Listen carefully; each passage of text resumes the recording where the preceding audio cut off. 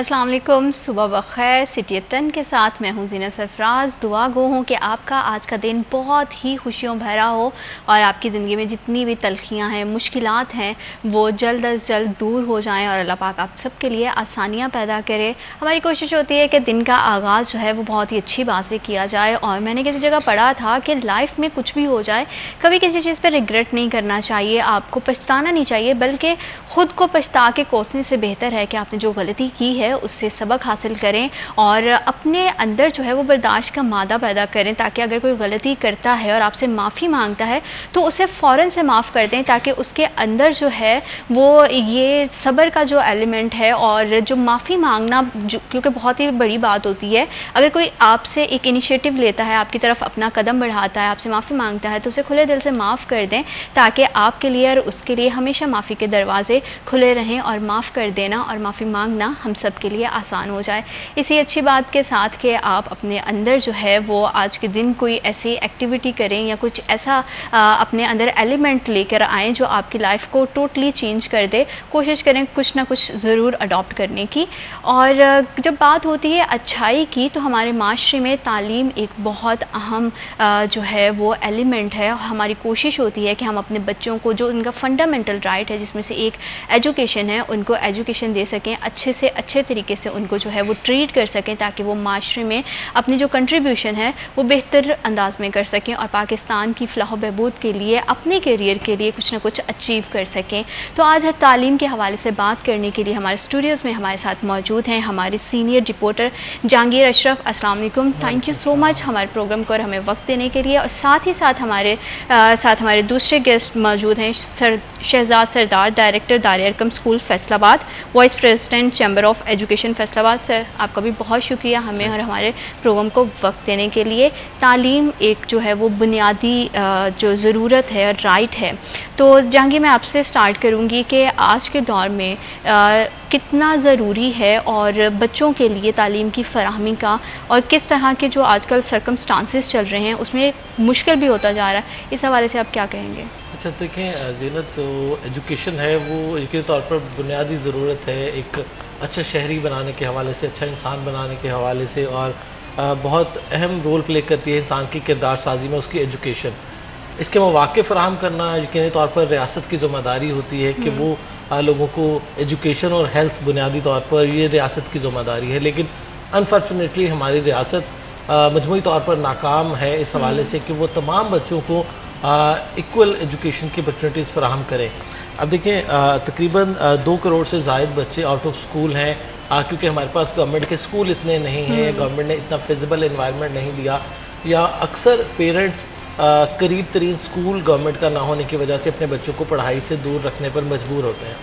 दूसरी मुतबादल के तौर पर प्राइवेट सेक्टर ने कुछ जगह अकोमोडेट किया बच्चों को, लेकिन वो पेरेंट्स जो कि प्राइवेट सेक्टर की भारी फीसें अफोर्ड नहीं कर सकते, तो उस वजह से भी बहुत सारे बच्चे हमारे तालीम से महरूम रह जाते हैं।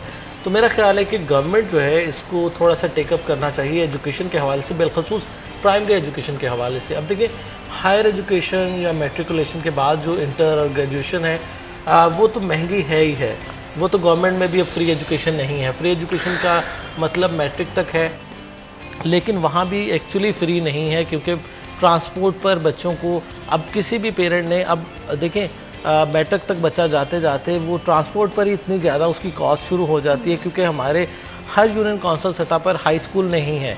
तो बच्चों को मजबूरन अगर देहात की बात करें तो कई देहात छोड़ के दूसरे स्कूल में जाना पड़ता है, शहरों की बात करें तो काफ़ी लंबा सफ़र तय करके जाना पड़ता है। तो ट्रांसपोर्ट पर ही हर बच्चे के 3 से 5 हज़ार रुपये लागत आ जाती है। तो फ्री एजुकेशन तो अब गवर्नमेंट की भी नहीं है। अब अगले सालों से ये भी सुनने में आ रहा है कि किताबें भी ख़त्म की जा रही हैं जो फ्री बुक्स दी जा रही थी, क्योंकि गवर्नमेंट के पास अब किताबें छापने के लिए फ़ंड्स मौजूद नहीं हैं। मौजूदा दौर की अगर बात करें तो एडमिशन ज़्यादा करने के चक्कर में फ्री बुक्स कम प्रोवाइड की जाती हैं, और उसके बाद जो बच्चे नए दाखिल होते हैं बिल्कुल छुट्टियों के बाद, उनको कह दिया जाता है कि आप बाज़ार से परचेज़ करें। तो बहुत सारी ऐसी अखराजात शामिल हो जाते हैं आपके जो नज़र नहीं आते, लेकिन वो एजुकेशन पे हो रहे होते हैं। तो एटलीस्ट जो गवर्नमेंट है ना, उसमें भी फ्री एजुकेशन नहीं है। बच्चे की यूनिफॉर्म, बच्चे के शूज़, बच्चे का बैग, स्टेशनरी, ट्रांसपोर्ट, इतने ज़्यादा अखराजात हैं कि वो एक लंबी चौड़ी फहरिस्त बन जाती है। और बहुत सारे पेरेंट्स गवर्नमेंट स्कूल दूर होने की वजह से वो कहते हैं इतने अखराजात तो हमने लगाने ही लगाने, तो फिर वाई नॉट हम प्राइवेट सेक्टर को चूज़ कर लें। तो इस हवाले से पेरेंट्स भी कश्मकश का शिकार रहते हैं, और गवर्नमेंट जो अपना ववेला मचाती है कि फ्री एजुकेशन, अब वो ग्राउंड रियलिटी पे इतनी फ्री है नहीं। तो लेकिन गवर्नमेंट को चाहिए कि एक तो तादाद बढ़ाए और दूसरा क्वालिटी बढ़ाए, क्योंकि हमारे यहाँ प्राइवेट और गवर्नमेंट को अगर कंपेयर किया जाता है तो अर्ली चाइल्ड एजुकेशन के नाम पे 100 के करीब स्कूल्स में LCD फ्राहम कर दी गई ताकि प्राइमरी क्लासेस और बिलखसूस जो प्ले ग्रुप है उसमें बच्चों को अट्रैक्शन दी जाए। लेकिन 2200 स्कूल में से सिर्फ 100 स्कूल में ऐसी क्लासेस होना और बाकी स्कूल में ना होना, तो वहाँ पर बच्चों की और वालिदैन की प्रायोरिटी प्राइवेट सेक्टर चला जाता है, जहाँ पर बच्चों को अट्रैक्शन दी जाती है। क्योंकि अब दौर चेंज हो चुका है, अब मजबूरी में बच्चे स्कूल नहीं जाते, अब पेरेंट भी मजबूरी में नहीं भेजते। बच्चे की अट्रैक्शन होगी तो वो स्कूल जाएगा, और वो रोना धोना अब नहीं होता। बच्चे इंजॉय करते हैं स्कूल में, जहाँ पर टॉयज़ पड़े हों, LCDs में कार्टून दिखा के उनकी एक्टिविटी बेस्ड लर्निंग हो, उनको विजुअल ऑडियो एड के तहत उनको पढ़ाया जाए। तो ये सारा सिनेरियो चेंज हो चुका है। तो गवर्नमेंट को भी अब इन सारी चीज़ को अडॉप्ट करना होगा, और डोर स्टेप पे बच्चों को एजुकेशन देने के लिए तालीमी इदारों की तादाद बढ़ाना होगी। बिल्कुल सही। शहजाद साहब, इसी पे मैं आपका भी पॉइंट ऑफ व्यू जानना चाहती हूँ कि जिस तरह से आजकल एक तो महंगाई बहुत ज़्यादा होगी, जैसे कि जहांगीर ने भी बात की है कि ट्रांसपोर्टेशन का भी बहुत ज़्यादा खर्चा है। कहने को ही जो गवर्नमेंट अदारे हैं वो फ्री एजुकेशन दे रहे हैं, अदरवाइज़ ऐसा कुछ भी नहीं है, क्योंकि बहुत मुश्किल हालात होते जा रहे हैं। तो इन मुश्किल हालात में बच्चों की तालीम की फराहमी के हवाले से आप क्या कहना चाहेंगे? इस वक्त बिल्कुल जहांगीर भाई ने जो बात की है कि बहुत मुश्किल हो गया है कि माँ बाप के लिए तालीम बच्चों को दिलवाना, क्योंकि हर घर में कोई ना 2 से 3 बेबीज़ हैं या 1 बेबीज़ हैं। तो और स्कूल जो गवर्नमेंट्स हैं उनका ना यही समझे कि है ही नहीं, क्योंकि एक इलाका है, एक छोटा सा इलाके में पॉपुलेशन ज़्यादा है, स्कूल 2 बने हुए हैं। अगर वो बने भी हुए हैं तो वहाँ पे बैठने का प्रॉपर अरेंजमेंट्स नहीं है, वहाँ पे रूम्स नहीं हैं, वाशरूम्स नहीं हैं, फैंस नहीं हैं, बहुत सारी ऐसी चीज़ें हैं जहाँ जिससे माँ बाप डरते हैं, और फिर वो भागते हैं प्राइवेट सेक्टर की तरफ। जब प्राइवेट सेक्टर में भागते हैं तो वहाँ पे फीस बहुत ज़्यादा है, उनको वो बर्दाश्त नहीं कर सकते। तो वो फिर दोनों तरफ से वो पिस रहे हैं, हुकूमत की तरफ से भी, रियासत की तरफ से पिस रहे हैं, और प्राइवेट स्कूल्स की भी तरफ से पिस रहे हैं, जिससे वो जो बच्चा है वो ना पढ़ सकता है। माँ बाप के लिए परेशानी है, वो बच्चों के लिए भी, और स्पेशली इस मुल्क के लिए परेशानी है कि यहाँ पे अनएजुकेशन बहुत ज़्यादा तेज़ी के साथ और फास्टली ग्रो अप हो रही है। बिल्कुल।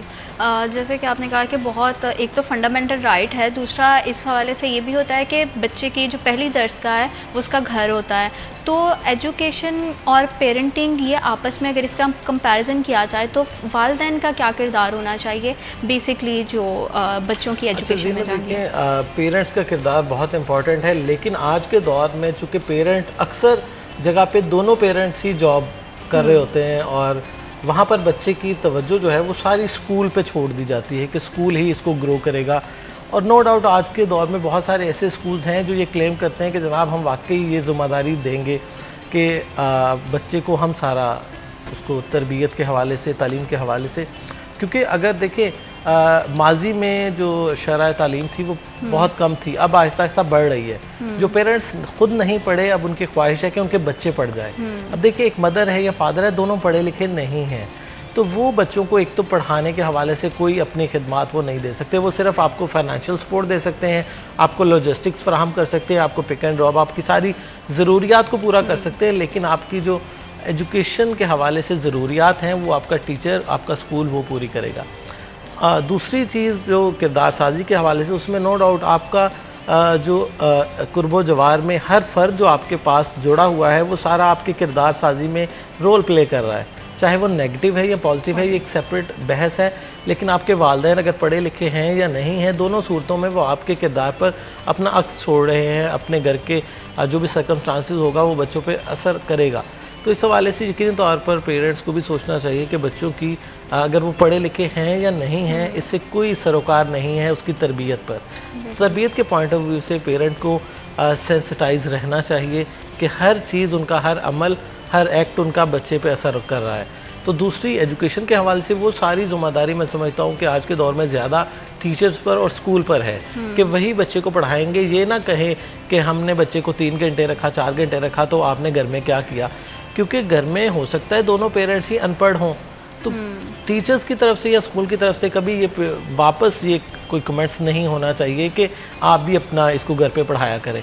हो सकता है उसके घर में कोई पढ़ाने वाला ना हो, उसका कोई बड़ा बहन भाई ना हो, तो ये मैं समझता हूँ कि टीचर और स्कूल की मेन रिस्पॉन्सिबिलिटी है एजुकेशन के हवाले से और किरदार साजी के हवाले से भी, क्योंकि बहुत सारी एथिकल ऐसी चीज़ें हैं जो बच्चा स्कूल से सीखता है।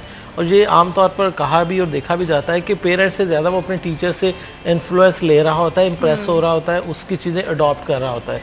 इवन कोई टीचर उसको कोई गलत मतलब इन अ सेंस ऑफ नेग्लिजेंस या ना चाहते हुए या अनजाने में कुछ गलत पढ़ा भी दे, तो पेरेंट उसको अगर करेक्शन करवाने की कोशिश करे तो वो कहता है मेरी टीचर ने तो ये पढ़ाया है। तो इसलिए टीचर का रोल मैं समझता हूँ कि आज के दौर में वो पहले से बहुत ज़्यादा है, क्योंकि वो टीचर के साथ इंटरेक्शन उसका ज़्यादा होता है।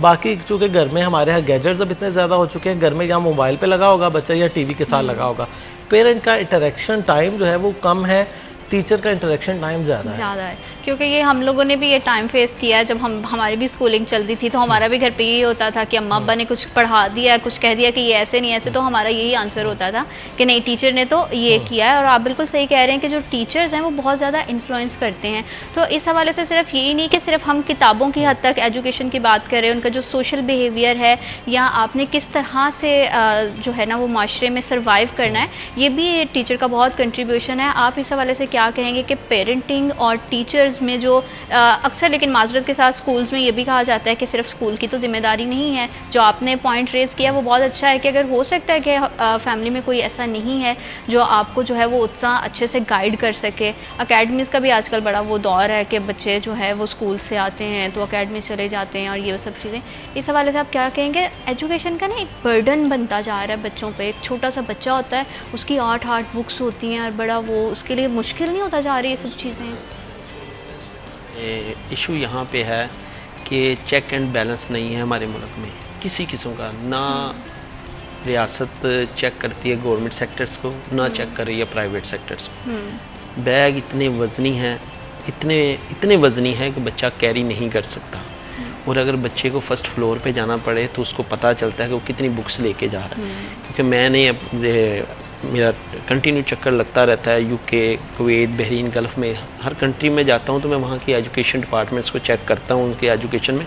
तो जो उनकी बुक्स होती हैं, मैंने प्री सेक्शन को देखा, बड़ी क्लासेस को भी देखा, तो जो प्री सेक्शन से लेके आपके प्रेप तक उनकी 3 बुक्स होती हैं, ओनली 3 कापीज, सो 3 बुक्स, और उन्हें घर नहीं लेके जानी, बगैर बैग के आना है, बगैर बैग के जाना है। और जो बड़ी क्लासेस हैं सॉरी, तो बड़ी क्लासेस हैं उनमें भी ऐसा ही है कि कोई बर्डन नहीं है।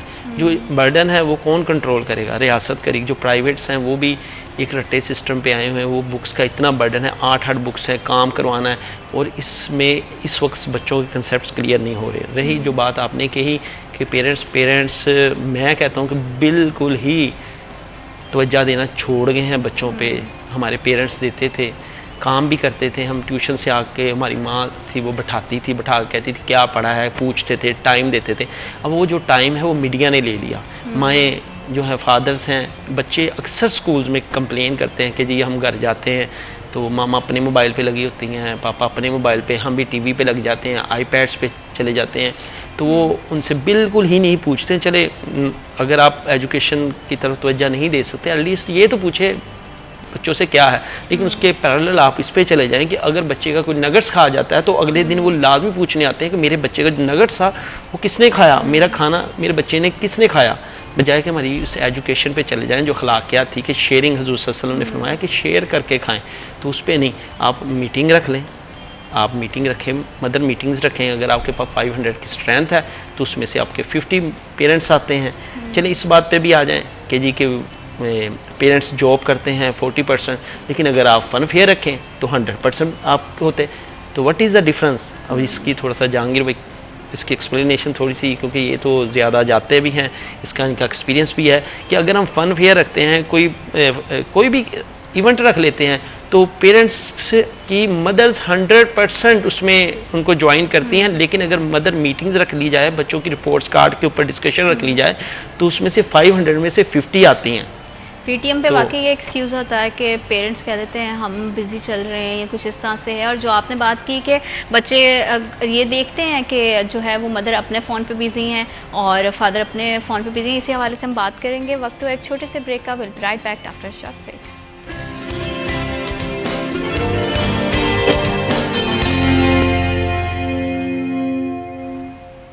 Welcome back after a short break. तालीम के हवाले से हम बात कर रहे हैं कि तालीम किसी भी माशरे के लिए बहुत ज़्यादा ज़रूरी है और उसमें वालिदैन का और टीचर्स का क्या किरदार है, उस हवाले से हम बात कर रहे थे। जहांगीर, आप बताइएगा कि पीटीएम के हवाले से हम बात कर रहे थे कि पेरेंट्स जो है वो बड़ा कर देते हैं। आजकल सोशल मीडिया का बड़ा दौर है, हम देखते हैं कि यूट्यूब भरा पड़ा है जिस पे हम सीख सकते हैं, लेकिन बजाय हम कुछ एजुकेशनल एक्टिविटीज़ देखने के या अपनी जो है वो तालीमी मेयार को बेहतर बनाने के बच्चे और तरफ बहुत सारी चीज़ों में जो है वो इंटरेस्टेड होते हैं और पेरेंट्स का उस तरफ भी ध्यान नहीं जाता है। तो ये किसका कसूर है, पेरेंट्स का या वक्त का? हालात इस तरह से हैं कि वो सिर्फ इनकम जो है वो जनरेट करने में बिजी हैं, तालीम कहीं पीछे रह गई है। अच्छा ज़ीनत, जो बात की शहजाद ने कि पेरेंट टीचर मीटिंग बुलाएं तो 500 में से 50 पेरेंट्स बमुश्किल आते हैं और अगर फन फेयर रख लें तो 100% उनकी अटेंडेंस होती है। ये तरजीहात हमारी डिफ़ाइन करता है सोसाइटी की कि हम एंटरटेनमेंट को ज़्यादा प्रेफर करते हैं और बच्चे की तरबियत या एजुकेशन को इग्नोर कर देते हैं।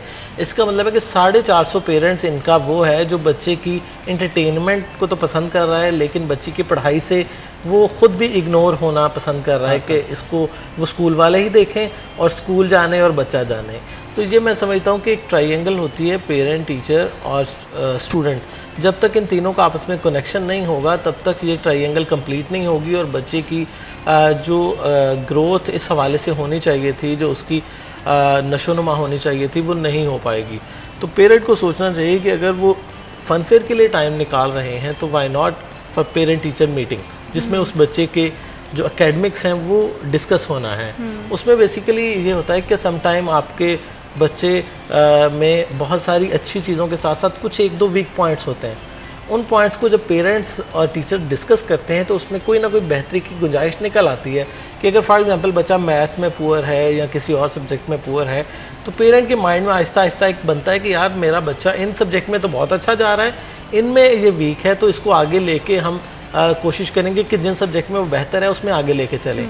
एक रिसर्च भी हुई थी कि हम जो बच्चा पुअर होता है उस पुअर पे फोकस करते रहते हैं और उसके अच्छे ग्रेड्स को इग्नोर करते रहते हैं, जिसकी वजह से बच्चा नफसियाती तौर पर थोड़ा सा दबाव का शिकार हो जाता है कि 7 सब्जेक्ट में बहुत अच्छा ग्रो कर रहा हूँ लेकिन जिस पे मैं नहीं हूँ मुझे उसी पे फोकस करवाना। हालांकि पूरी दुनिया में ये होता है कि जिसमें बच्चा अच्छा नहीं जा रहा उसको इग्नोर कर दे, जिसमें अच्छा जा रहा है उसको ऊपर लेके जाए। अब हमारे यहाँ क्या होता है कि मैट्रिक तक आते आते अगर आपको पता ही नहीं है कि आपका बच्चा किन सब्जेक्ट्स में वीक है, अब उनको छोड़ दें। अब होता क्या है कि आपका बच्चा साइंस में ही वीक होता है लेकिन आप बच्चे को मैट्रिक में साइंस ही रखवा देते हैं, हालांकि वो आर्ट्स के मज़ामीन में बहुत अच्छा ग्रो कर सकता है। लेकिन हम क्या करते हैं कि अपनी ख्वाहिशात उसके ऊपर थोप देते हैं, उसको ज़बरदस्ती साइंस पढ़ाने की कोशिश करते हैं। अब जो काम बच्चा अच्छे अंदाज से कर रहा है उसको हमने छोड़ दिया, जो बच्चा नहीं कर पा रहा उसको ज़बरदस्ती उसमें लगा दिया। अब जिसमें उसने अच्छा परफॉर्म करना था वो चीज़ हमने उसे छीन ली और जिसमें वो परफॉर्म नहीं कर रहा उसमें हमने उंडेल दिया। उसका रिजल्ट क्या होता है, बच्चा सप्लियाँ लेके आ जाता है, बच्चा नंबर अच्छे नहीं लेके आता, फिर डांट डपट भी बच्चे की कि तुमने क्यों अच्छा परफॉर्म नहीं किया। तुम हालांकि आपको 8-10 साल से पता चल जाना चाहिए कि मेरा बच्चा इन सब्जेक्ट में तो अच्छा है ही नहीं, तो मैं क्यों उसको इस सब्जेक्ट में मुश्किल में डालूं।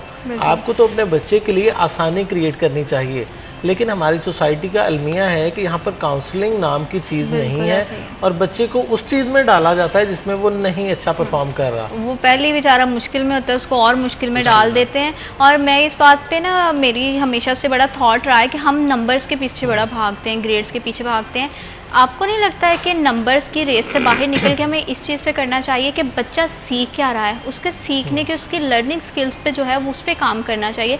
जैसे कि जहांगीर ने भी जो है वो पॉइंट रेज किया है कि हम जिस चीज़ में बच्चा अच्छा नहीं है उस पर हमेशा फोकस करते हैं, जिसमें वो अच्छा है कभी ये कोशिश नहीं करते कि जिसमें अच्छा है उसकी उसी स्किल को मज़ीद पॉलिश करें। उस हवाले से आप क्या कहना चाहेंगे? इसमें ये तो सिर्फ एजुकेशन की बात है कि माँ बाप चाहते हैं कि जो हम चाहें वो बच्चे से मनवाएं, ये हकीकत है, इसी तरह ही होता है। और बहुत सारा जो हमारे बच्चे फेल होते हैं, जो बच्चे नाकाम होते हैं, उनमें सबसे बड़ा किरदार माँ बाप के, पेरेंट्स का ही होता है। क्योंकि वो हम पे इम्पोज करते हैं, उनको कहते हैं कि भाई हमारा दिल करता है आप डॉक्टर बने, और वो डॉक्टर बनने की स्किल में नहीं होता, उसकी बेसिस वीक होती हैं, कमज़ोर होती हैं, वो नहीं कर सकता। लेकिन माँ बाप के प्रेशर की वजह से उसको, ये इसी में नहीं है, वो आप इसमें चले जाएं, आप बच्चों के या बच्चों के रिश्ते में चले जाएं, किसी मामले में भी चले जाएं, तो माँ बाप ने हमेशा यही चाहा कि हमारी मीन्स के जो हुक्म की बालादस्ती हो और हम उसको बच्चों पे इम्पोज करें, वो जाए नेगेटिव में चले जाए। लेकिन उसके नेगेटिव रिजल्ट निकलते हैं। जो बच्चे की ख्वाहिशात होती हैं उनसे पूछना चाहिए कि बच्चे आपको क्या करना चाहिए। और दूसरी सिस्टम यही रही कि हमारी माँ बाप भी कोशिश करते हैं कि ये होती है, पेरेंट्स की ये ख्वाहिश होती है कि जी हमारा बच्चा टॉपर हो, 100% नंबर ले। हम और उसके बरक्स मेरे फादर थे, तो उन्होंने हमेशा हमें एक बात समझाई कि हमें सब बहन भाइयों को कहना कि आपने 33 नंबर लेके पास होना है, 34 नंबर नहीं लेने, मुझे नहीं चाहिए। हमें इसका बात का कंसेप्ट हुआ ही नहीं कि 30, जब मैं एफए में चला गया तो हमें एफए में जाके मेरे फादर फिर कहते कि बेटा 33 नंबर लेने हैं। तो मैंने उनसे कहा 40 वाला तो पास होता है। कहते अच्छा, कहते मैं तो पुराने दौर की बात कर रहा हूँ, तो उसमें 33 वाला होता था। मैं कहा अब्बू जी इस वक्त सिस्टम चेंज हो गया। लेकिन जब आज के दौर में जब हम एजुकेशन के साथ लिंक हुए, तो अब हमें समझ आई वो क्यों कहते थे। वो इसलिए कहते थे कि अगर हम 33 नंबर लेते हैं तो 3 उसका फॉर एग्जाम्पल 3 चैप्टर्स हैं, टोटल हैं 9 चैप्टर्स के। हम 3 चैप्टर्स जो भी करें उसके कंसेप्ट क्लियर हों, उसकी बेसिक्स क्लियर हों, उसमें हमें अच्छी तरह कोई रट्टा सिस्टम ना हो। हम 33 नंबर लेके आए, अगर कोई हमसे सवाल करे, जवाब करे, उसकी पूरी हमें नॉलेज हो। इस वक्त पेरेंट्स क्या कहते हैं, कहते कुछ छोड़ें सब, आप 100 नंबर लें, बेशक रट्टा लगाएं। बच्चे उस नंबर की दौड़ में अपने कंसेप्ट्स क्लियर करना भूल जाते हैं। और इस तरह से ये भी बड़ा होता है कि आपको ना मेंटली बड़ा प्रेशर होता है। आपने देखा होगा एग्जाम के दौर में ना, जब भी एग्जाम का वो सिलसिला स्टार्ट होता है तो पेरेंट्स की यही होती है कि 100 मार्क्स लेके आने हैं, A+ ग्रेड होना चाहिए। तो उसमें बच्चा बहुत स्ट्रेस ले लेता है। जब उसका माइंड ही रिलैक्स नहीं होगा तो शायद वो जो कॉन्सेप्ट, जो आपने कहा कि कॉन्सेप्ट क्लियर कर सकता है ना, वो भी नहीं कर पाएगा। और आज के दौर में एक अलमिया और भी बहुत है कि हम समझते हैं कि जो फर इंग्लिश बोलता है तो वो तो बड़ा ही एजुकेटेड है और वो है। तो मुझे तो पर्सनली फील नहीं हुई है कि जिसको इंग्लिश आती है वही पढ़ा लिखा है। मुझे लगता है कि आपको शऊर जो है वो बहुत इम्पॉर्टेंट है, चाहे लैंग्वेज आपकी कोई भी है। तो आपको नहीं लगता है कि जो प्रेफरेंस हमें है वो लैंग्वेज से हटा के अपनी जो एजुकेशन बिहेवियर्स को है उसको बेहतर करना चाहिए? इंग्लिश बोलने वाला क्या वाकई बहुत पढ़ा लिखा है? इंग्लिश बोलना या लैंग्वेज कोई भी हो, एक्सप्रेसिव होना चाहिए। मैं हमेशा से इस चीज़ का एडवोकेट हूँ कि बच्चे को एक्सप्रेसिव होना चाहिए। ये नहीं, अब देखें इंग्लिश में समरी रटी रटाई सुनाना और बात है और इंग्लिश में कन्वर्सेट करना और बात है। हमारे यहाँ बच्चे इंग्लिश का लेसन तो सुना देंगे, लेकिन उसको अपनी किसी बात को जब उसको एक्सप्रेस करना होगा तो तब उसकी इंग्लिश का पता चलेगा वो कितने पानी में है। तो हमारे यहाँ अक्सर बच्चे जो हैं वो जो रटी रटाई चीज़ें हैं वो तो सुनाने में बड़े माहिर होते हैं, लेकिन अगर कहा जाए कि कोई अपना किस्सा सुनाओ इंग्लिश में तो फिर शायद वो ना सुना सके।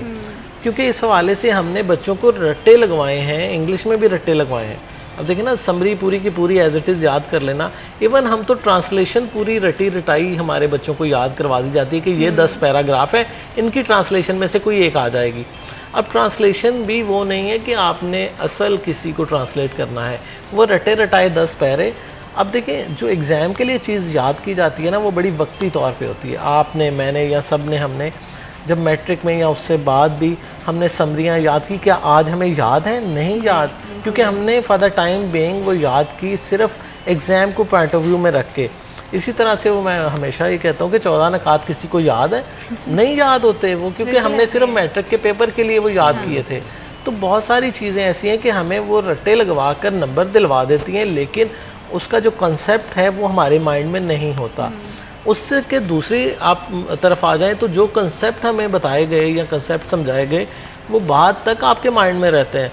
ठीक है, फॉर एग्जांपल फिज़िक्स के जो कवानीन हैं, न्यूटन के लॉज हैं, वो अंडरस्टैंड जिस बच्चे को होंगे वो सारी उम्र नहीं भूलने उसको, ठीक है। लेकिन इंग्लिश की समरियाँ हमें याद नहीं है। तो ये सारी चीज़ें होती हैं कि हमें बच्चों को कंसेप्चुअल और एक्सप्रेसिव बनाना है, ना कि उनके रट्टे लगवा के। लैंग्वेज कोई बैरियर नहीं है, लैंग्वेज का कोई इशू नहीं है। मसला सिर्फ ये है कि हम इंग्लिश को भी सर पे सवार करके बैठे हैं और इंग्लिश क्या, हमें तो उर्दू में अपने आप का इजहार ख्याल नहीं आता। किसी को कह दें कि अपना तारुफ करवाएं तो मेरा नहीं ख्याल कि 4 जुमलों के बाद वो उर्दू में भी कुछ बोल सके।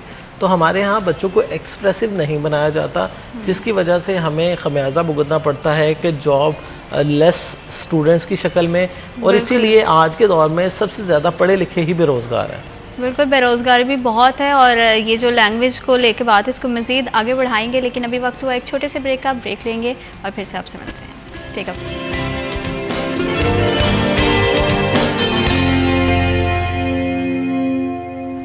Welcome back after a short break. बात हो रही है एजुकेशन सिस्टम की। हमारी कोशिश रहती है कि हम जो है ना वो बहुत ही अपने प्लेटफॉर्म के थ्रू लोगों को एजुकेट करने की कोशिश करें ज़्यादा से ज़्यादा। लैंग्वेज की हम बात कर रहे थे, तो यहाँ पे मैं एक चीज़ और भी जो है ना वो ऐड करना चाहती हूँ कि हम लोगों ने ये कॉन्सेप्ट बना लिए हैं कि अगर किसी गैदरिंग में बैठे हुए हैं और कोई इंग्लिश में बात कर रहा है और किसी को इंग्लिश में जवाब देना नहीं आ रहा ना, तो वो बड़ा समझता है कि बड़ी इंसल्टिंग बिहेवियर है या इस तरह से। और प्राइवेट स्कूल्स में तो बड़ा इंग्लिश पे फोकस किया जाता है गवर्नमेंट की निस्बत, तो उस हवाले से आप क्या कहेंगे? इसमें बात यह है कि तो पहले कि जो इंग्लिश है, अगर आप एमफिल्स आजकल बहुत ज़्यादा फीमेल्स और मेल्स कर रहे हैं, आप लड़के लड़कियां कर रहे हैं, आप एक दिन ओपन रखें अपना इंटरव्यू, उनको कहें कि सिर्फ अपना इंट्रोडक्शन करवा दें, तो आपको अपना इंट्रोडक्शन नहीं करवा सकती। नंबर 1, हम अपनी इंग्लिश में वही बात के इंग्लिश तो बहुत दूर की बात है, हमें उर्दू नहीं आती। हम उर्दू में जो उर्दू की डबल मैथ उर्दू में किया हुआ है, उनके उर्दू के कंसेप्ट के लिए उर्दू नहीं आती।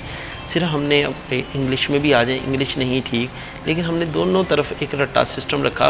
मैं कहता हूँ कि जब से मैं 2016 से इसके साथ मुंसलिक हुआ हूँ, तो स्कूल्स के साथ तो मैंने यही देखा कि हमारे पाकिस्तान में, क्योंकि मैं अब्रॉड में, मैंने बताया कि मैं विज़िट करता रहता हूँ, जर्मनी भी गया, वहाँ पे भी स्कूल, यहाँ पे सिर्फ रट्टे सिस्टम पे फोकस है और किसी चीज़ पे नहीं है कि बच्चे को बताया जाए कि क्या है, क्या लॉजिक्स हैं, क्या है, एग्जांपल्स दे के समझाया जाए तो उससे बच्चा समझता है।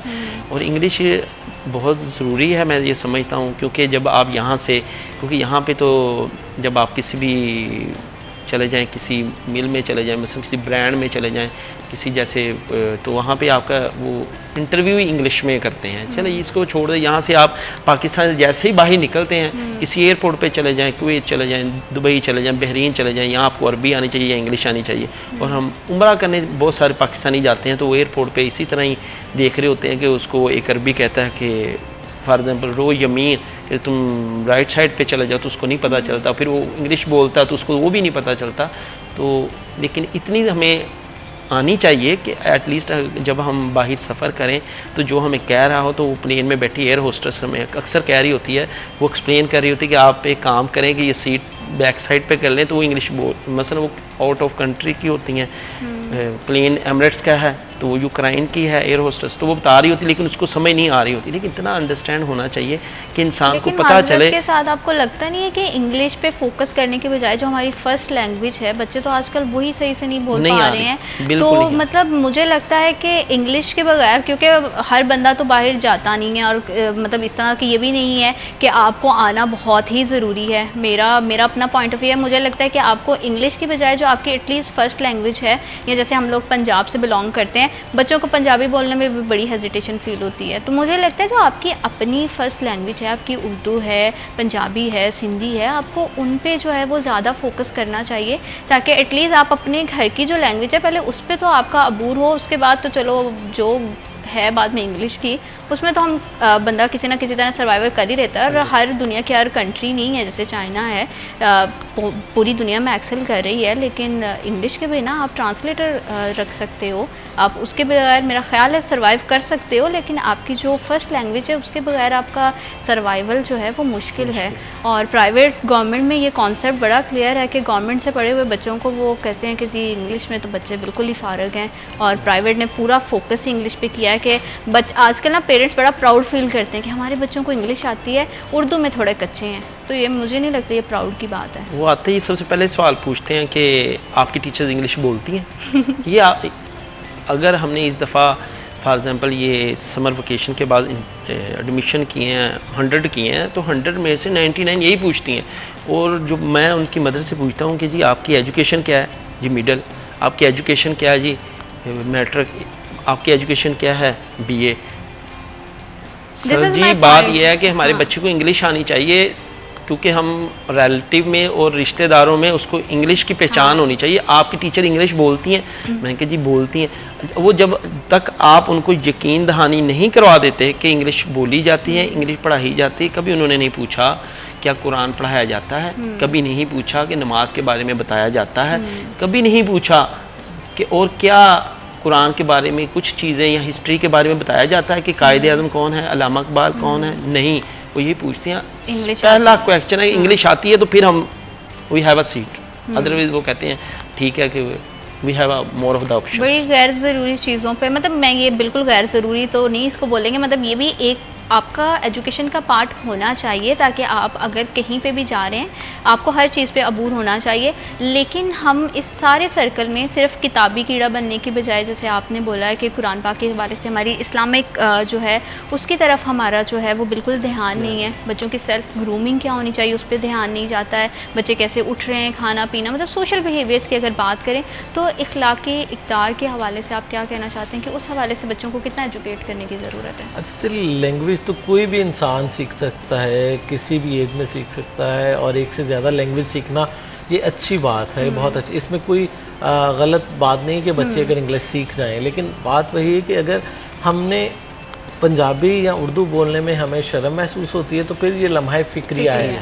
क्योंकि हमें अपनी लैंग्वेज तो नहीं छोड़नी चाहिए। मल्टीपल लैंग्वेज सीखना पूरी दुनिया में लोग सीखते हैं, लोग 6-6, 8-8 ज़ुबानें सीखते हैं। और एक ये भी रिसर्च है कि जिसको ज़्यादा लैंग्वेज आती हैं वो उसका दिमाग उतना ज़्यादा काम करता है, क्योंकि एटलीस्ट आपके माइंड में ज़्यादा से ज़्यादा सलाहियत होती है चीज़ों को कंपेयर करने की। वही बात है कि रटा सिस्टम और चीज़ है और लैंग्वेज सीखना, उसको बोलना वो और चीज़ है। हम रट्टे लगवा के बच्चों को इंग्लिश पढ़ा देंगे तो वो अंडरस्टैंडिंग का लेवल नहीं होगा जो आप किसी अंग्रेज़ के मुल्क में जाके 6 माह बाद इंग्लिश अंडरस्टैंड करेंगे और बोलेंगे, वो डिफरेंट होगी। आपका बच्चा यहाँ 16 साल एजुकेशन पढ़ता रहेगा, उसकी इंग्लिश वो लेवल की नहीं होगी जो बाहर किसी कंट्री में जाके 3 या 6 माह में वो अपनी डेवलप कर लेगा।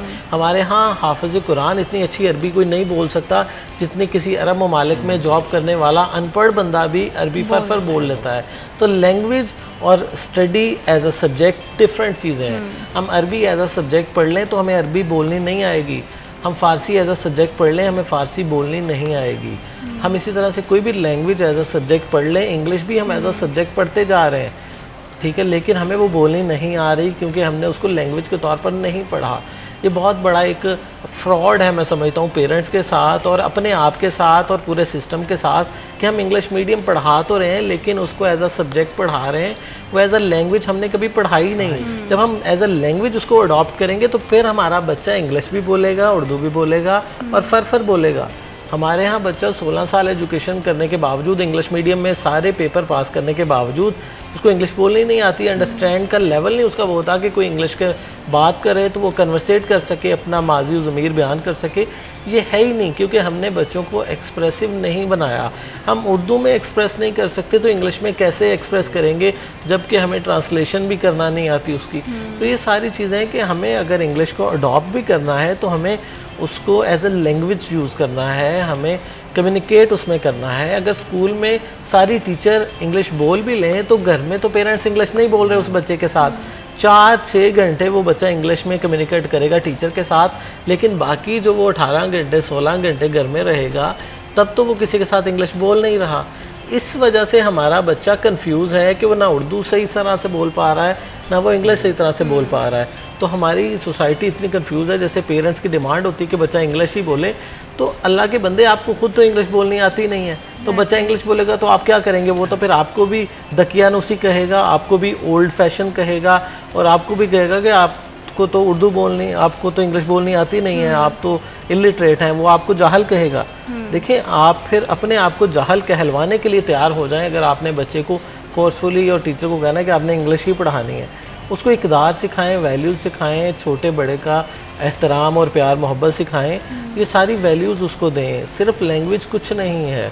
इंग्लिश ना आने से आपका बच्चा सरवाइव कर जाएगा, रिप्यूट बना जाएगा, इज़्ज़त कमा जाएगा, अपनी रोज़ी हासिल कर लेगा, लेकिन वो अगर आपकी इज़्ज़त और एहतराम नहीं कर रहा तो फिर आपकी दुनिया भी मुश्किल हो रही है और उसकी दुनिया भी मुश्किल हो रही है। और आपने बिल्कुल सही कहा कि हम लोगों ने जो है वो बच्चों को बहुत ज़्यादा कंफ्यूज कर दिया है। स्कूल में इंग्लिश की डिमांड है, घरों में पेरेंट्स के साथ उर्दू की डिमांड है, और हमारे जो ग्रैंड पेरेंट्स हैं वो जो है वो पंजाबी बोलते हैं, तो बच्चे कहीं ना कहीं अपने रूट्स से भी दूर हो रहे हैं और अपने सोशल वैल्यूज़ को जो है ना वो भी समझ नहीं पा रहे हैं, बस कंफ्यूज हो गए हैं लैंग्वेज में। एजुकेशन सिस्टम का जो एक्चुअल मीनिंग है वो हमें अभी समझना बहुत ज़रूरी है। वक्त हुआ एक छोटी सी ब्रेक का, ब्रेक के बाद आपसे।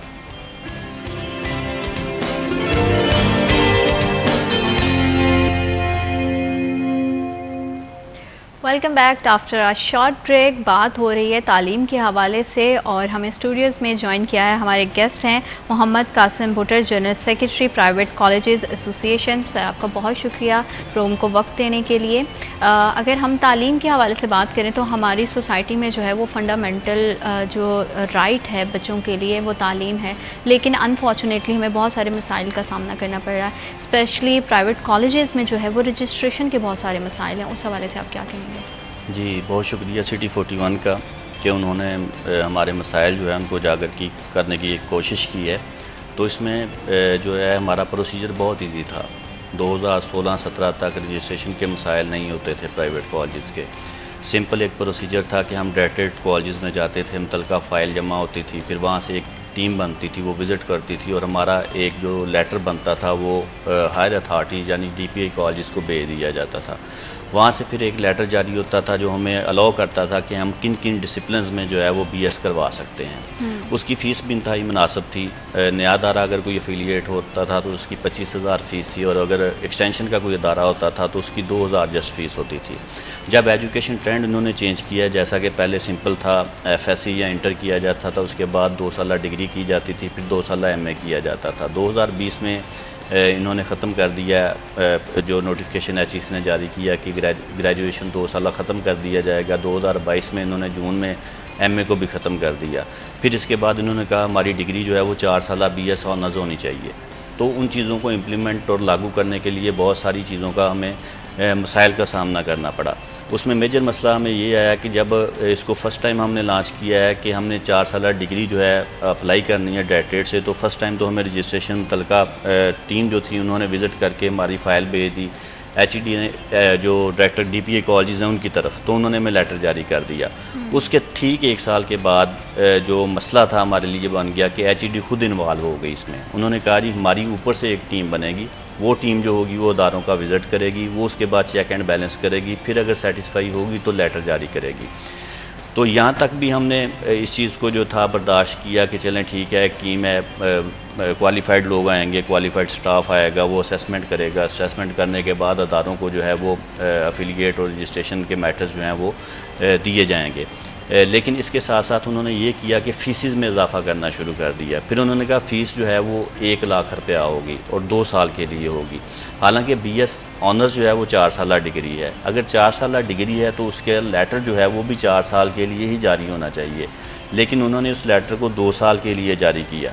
जब 2 साल के लिए जारी किया तो उसके ऊपर हमने आवाज़ उठाई कि ये आप 2 साल के लिए जारी कर रहे हैं, इसको 4 साल तक लेके जाएं। जैसे कि LLB है वो 5 साल डिग्री है तो उसका लेटर भी 2 साल के लिए जारी हो रहा है। BS ऑनर्स जितने भी प्रोग्राम है उसका सबका लेटर जो है वो 2 साल के लिए जारी हो रहा है और 2 साल के बाद हमें 1 लाख फ़ीस जो है वो दोबारा जमा करवाना पड़ेगी। फिर इसके अलावा इनकी रिक्वायरमेंट आ गई कि आपने डिफरेंट टाइटल की बुक्स जो हैं वो 270 रखनी है हर BS की। अगर कोई भी अदारा 5 BS अप्लाई करेगा तो वो 5 BS की 270 बुक्स डिफरेंट टाइटल्स की रखेगा।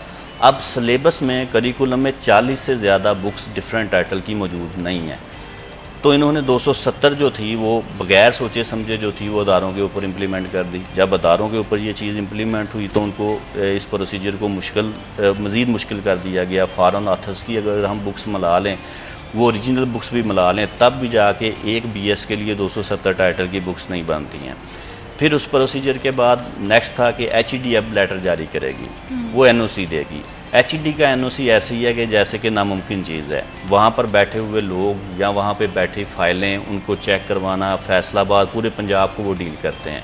पूरे पंजाब में 3600 प्राइवेट कॉलेज है और 780 गवर्नमेंट का कॉलेज है। अगर पंजाब की हम सिर्फ प्राइवेट कॉलेजेस की बात करें तो 3600 कॉलेजेस को एक नुमाइंदा डील कर रहा है वो पूरा साल हमारी फ़ाइल की जो है वो वहाँ तक पहुँचने में लग जाता है। जब जाके लेटर हमें जारी होता है तब तक हमारा अगला साल शुरू हो जाता है। तो इस हवाले से बहुत सारे मसाइल हैं जो रजिस्ट्रेशन के, जिसकी वजह से बच्चों के लॉसेज हुए हैं, कॉलेज के लॉसेज हुए हैं, तालीम का हर्ज हुआ है। फिर उसके बाद बात यहाँ नहीं रुकती, फिर इसके बाद हमने ये लेटर लेके यूनिवर्सिटी को रजू करना होता है कि आप लोग हमें इसकी एफिलिएशन दे दें।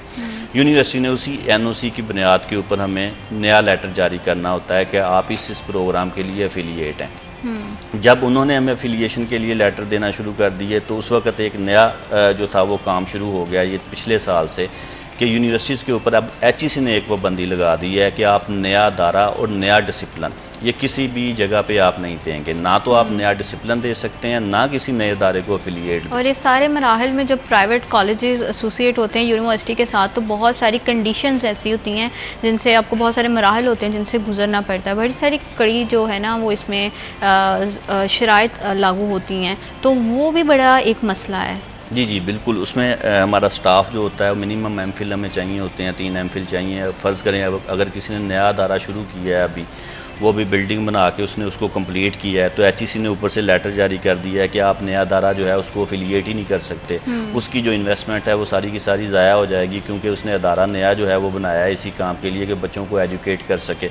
तो जब HEC ने पाबंदी लगा दी यूनिवर्सिटीज़ के ऊपर, तो यूनिवर्सिटी किसी भी नए अदारे को एफिलिएशन नहीं देगी, उसकी इन्वेस्टमेंट भी ज़ाया होगी, और उस एरिया में जो स्पेस है यहाँ पे वो बच्चे तालीम दूर हासिल करने के लिए जाते हैं, वो बच्चे भी बाउंड हो जाएंगे दूसरी जगह पे तालीम हासिल करने के लिए। अब आपको पता है फ्यूल कॉस्ट इतनी ज़्यादा बढ़ गई है कि एक बच्चे के ऊपर अगर हम पेट्रोल का हिसाब लगा लें सिर्फ, तो बच्चियों की तालीम का भी हिसाब लगा लें, तो बहुत सारे पेरेंट्स अपनी बच्चियों को हॉस्टलाइज नहीं करवाना चाहते।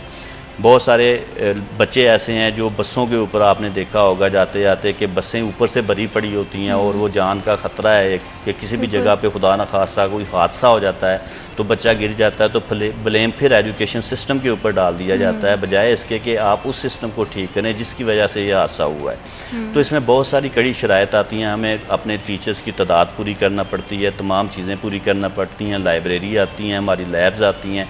हम वो तमाम चीज़ें पूरी करने के बावजूद यूनिवर्सिटीज़ खुद परेशान है कि HEC ने अब कहा है कि आप आगे एक्रीडिटेशन करवाएं। जैसा कि कंप्यूटर की तालीम मुकम्मल जो है इस वक्त पंजाब की बात कर लें या पाकिस्तान की बात कर लें, उसके ऊपर मुकम्मल पाबंदी लगने जा रही है प्राइवेट अदारों में और गवर्नमेंट अदारों में। अब उन्होंने कहा कि एक्रीडिटेशन करवाएं। अब एक्रीडिटेशन का प्रोसीजर क्या है कि आपके पास एक PhD कंप्यूटर साइंस होना चाहिए। अगर 3600 कॉलेज हैं पूरे पंजाब में, तो 3600 कॉलेज को 3600 PhD चाहिए। अब गवर्नमेंट को ये सोचना चाहिए कि पाकिस्तान में टोटल कंप्यूटर साइंसेज में PhD कितने हैं। यूनिवर्सिटीज़ के पास भी PhD इतने नहीं है जितने प्राइवेट कॉलेज को चाहिए। तो इसका मतलब है कि हम अदारे जितने भी हैं हम 3600 PhD पूरे नहीं कर सकते। फिर दूसरी इंपॉर्टेंट बात है, कॉलेज का अपना एक पब्लिश शुदा जर्नल होना चाहिए। पाकिस्तान में 67 यूनिवर्सिटीज़ ऐसी हैं जिनके पास अपना जर्नल मौजूद नहीं है। तो एक प्राइवेट अदारा अपना जर्नल कैसे पब्लिश कर सकता है? फिर 1,50,000 इनकी ज़ीरो विज़िट फ़ीस है, वो पहले जमा करवाएंगे, उसके बाद फिर ये नेक्स्ट विज़िट के लिए एग्री होते हैं, नहीं होते फिर 2 लाख फ़ीस जमा होगी। उसके बाद अगर ये एग्री हो जाते हैं फिर 3 लाख जमा हो जाती है। अगर ये हमें लेटर जारी करना चाहें तो फिर 3 लाख जमा होगी। मतलब 11 से 12 लाख का एक्सपेंस एक्रीडिटेशन एक डिसिप्लिन के लिए हमें पे करना पड़ेगा। सही बात है। और दूसरा ये है कि इस सब में जब एजुकेशनल सिस्टम है वो इतनी बुरी तरह से इफेक्ट हो रहा है, तो वो डायरेक्टली असर जो है वो बच्चों की एजुकेशन पे भी जा रहा है। क्योंकि बच्चों की अगर तो हमारा आज तक हमारा एजुकेशनल सिस्टम को ही नहीं हम जो है वो अच्छे से बिल्डअप कर पाए और ये मसले मसाइल चलते रहते हैं। और उसमें जो है ना आजकल जैसे आपने बताया कि ट्रांसपोर्टेशन का मसला है, स्पेशली जो फीमेल्स हैं, जो फीमेल स्टूडेंट्स हैं, उनको आने जाने के लिए ट्रांसपोर्टेशन यूज़ करनी पड़ती है। बच्चे भी, जारी बात है, फ्यूल की भी बहुत प्राइसेस रेज हो गई हैं। तो वालिदैन के लिए जो एजुकेशन का मेयार है ना, वो मुझे लगता है कि उनके लिए वो बड़ा मुश्किल होता जा रहा है सब चीज़ें। और बच्चों की इसमें जो स्पेशली एजुकेशन है वो बहुत ज़्यादा इफेक्ट हो रही है। इतनी इफेक्ट हो गई है इसमें। अगर हम कोविड को देख लें ना, तो कोविड में जस्ट इस हद तक इफेक्ट हुई थी कि बच्चा जो था वो नॉलेज गेन नहीं कर सका। लेकिन अब जो इफेक्ट हुई है ना, ये ऐसी इफेक्ट हुई है कि बच्चा जो है वो डिफरेंट एक्टिविटीज़ की तरफ चला गया है। जैसा कि पेरेंट्स ने महंगाई होने की वजह से, बिजली के बिल ज़्यादा आने की वजह से 50% इस वक्त रेशो जो है वो कम हो गया है कि अदारों में 50% दाखिला कम हो गया है तमाम अदारों में। पेरेंट्स ने या तो गवर्नमेंट सेक्टर को चूज़ किया कि उसमें कम होती है, लेकिन आने जाने का पॉकेट मनी मिला के भी अगर हम अंदाज़ा लगा लें तो अगर 40,000 सैलरी एक वालद की है, पेरेंट्स की है, तो उसने 3-4 बच्चों को अगर कफ़ालत करनी है, उनको पढ़ाना है, स्कूल गोइंग है, तो उसके लिए इंतहाई मुश्किल होगा। तो उसमें फिर यूनिवर्सिटी लेवल पे जाके तालीम के लिए बच्चों की सेमेस्टर फ़ीस वो डेफिनेटली बड़ी मुश्किल काम है। प्राइवेट सेक्टर वह सेक्टर था जो हम 20-22 हज़ार सेमेस्टर की फ़ीस लेते हैं और उसमें बच्चे का सेमेस्टर जो है हम क्लियर करवाते हैं, जिसमें यूनिवर्सिटी को शेयर भी देते हैं, बाकी सारी चीज़ें भी करती हैं, यूनिवर्सिटी शेयर भी लेती है। यानी कि बच्चा भी हम पढ़ा रहे हैं, रजिस्ट्रेशन फ़ीस भी हम दे रहे हैं, एग्जामिनेशन फ़ीस भी हम दे रहे हैं, इसके बावजूद यूनिवर्सिटी पर स्टूडेंट हमसे शेयर भी वसूल करती है और शेयर भी उस वक्त लेती है जब बच्चे की आपने रजिस्ट्रेशन करवानी है, उसी के साथ एग्ज़ाम फ़ीस ले लेनी है, उसी के साथ रजिस्ट्रेशन फ़ीस ले लेनी है, उसी के साथ यूनिवर्सिटी का शेयर ले लेना है। हो सकता है बच्चा 2 महीनों के बाद अपनी स्टडी छोड़ जाए, तो वो एग्ज़ाम फ़ीस और यूनिवर्सिटी का शेयर जो है वो खामखा यूनिवर्सिटी के पास चला जाता है, जो कि नाकाबिले वापसी है। बिल्कुल। और वैसे भी जब एजुकेशन सिस्टम की बात होती है और बहुत सारे जो हमारे प्राइवेट कॉलेजेस हैं, जब वो इस तरह से एसोसिएट होते हैं यूनिवर्सिटी के साथ, तो जब उनके सेमेस्टर के दौरान या पूरा ईयर के दौरान तो जो मुश्किलात आती हैं, जब डिग्री कंप्लीट होती है तो डिग्री लेने में भी बहुत सारे प्रॉब्लम्स बच्चों को फेस करने पड़ते हैं। बहुत बार वो चक्कर लगाते हैं, बहुत उनको मसले मसाइल का सामना करना पड़ता है। उस हवाले से आप क्या कहेंगे? ये तो एक फैक्ट है। इसमें फैक्ट इस हद तक है कि मतलब यूनिवर्सिटी में हर जगह पे पॉलिटिक्स चलती है। सिंपल सी बात है कि सियासत जो है वो इन्वॉल्व है। मतलब मैं पॉलिटिकल मुल्क की सियासत की बात नहीं कर रहा, मैं अदारों की सियासत की बात कर रहा हूँ। आप हॉस्पिटल्स में चले जाएं, आप किसी भी महकमे में चले जाएं, आप स्कूल्स में चले जाएं, आप किसी भी जगह पे चले जाएं, तो सियासत डेफिनेटली पार्टीज़ होती हैं अंदर जो है वो एक दूसरे की टांगें भी खींच रही होती हैं और वो सिस्टम को प्रॉपर तरीके से चलने भी नहीं देती। तो यूनिवर्सिटीज़ का भी हाल यही है कि हमारा सेमेस्टर जो 6 मंथ का सेमेस्टर है वो तकरीबन साल में मुकम्मल होता है। साल में मुकम्मल होने के बाद उनका रिज़ल्ट, अभी बच्चे जो हैं वो चौथे सेमेस्टर में चले गए हैं और उनका फर्स्ट सेमेस्टर का रिज़ल्ट आया है और जो फर्स्ट सेमेस्टर का रिज़ल्ट आया है वो भी बिल्कुल गलत आया है। उस सेमेस्टर के रिज़ल्ट को दोबारा अपग्रेड करवाने के लिए 20 दफ़ा यूनिवर्सिटी का चक्कर लग चुका है लड़कों का, बाकी कॉलेजेस का, लेकिन वो अभी तक अपग्रेड नहीं हुआ। कंट्रोलर साहब उसको मार्क करते हैं नीचे मुतलका बंदे के पास, वो आगे सीक्रेसी में भेज देते हैं। वहाँ पे क्या होता है वो कोई कन्फर्म नहीं है, वो किसी को नहीं पता। तो बच्चा 5वें 6ठे सेमेस्टर 7वें सेमेस्टर में चला जाता है और पीछे रिजल्ट उसका चौथे सेमेस्टर का होता है। 8वें सेमेस्टर के एग्ज़ाम दे देता है तो रिजल्ट उसके 5 सेमेस्टर्स के अभी आते हैं। 8वें में जाके उसको पता लगता है कि मैं तो एलिजिबल ही नहीं रहा, मेरी CGPA इतनी कम होगी है कि मुझे तो डिग्री जो मिलेगी उसकी 2.58 से भी कम होगी, 2.50 से भी कम होगी और मेरी डिग्री किसी भी जगह पे काबिल कबूल नहीं होगी। तो उसका इतना ड्यूरेशन 4 ईयर से ज़्यादा लग जाता है। मतलब 4 साल का जो हमारा सेमेस्टर है ना वो 6 साल में कंप्लीट होता है। फिर उसके बाद ये तो बात की बातें हैं कि डिग्री कंप्लीट करने के बाद उसको अप्लाई करना, अप्लाई करने के बाद डिग्री लेना, फिर HEC से टेस्ट करवाना, ये सारे प्रोसीजर बाद के प्रोसीजर हैं। एक सिस्टम है, एक गवर्नमेंट ने आपको कहा है कि आप 6 मंथ में इस सेमेस्टर को कंप्लीट करें, तो डेफिनेटली उसको 6 मंथ में कंप्लीट होना चाहिए, लेकिन 6 मंथ में सेमेस्टर कंप्लीट नहीं होता। अब यहाँ पे डिफरेंस भी है हमारा और गवर्नमेंट कॉलेजेस का। गवर्नमेंट कॉलेजेस के जो सेमेस्टर्स होते हैं वो 3 महीने में कंप्लीट हो जाता है, प्राइवेट अदारों का सेमेस्टर वो 8 महीनों में कंप्लीट करते हैं।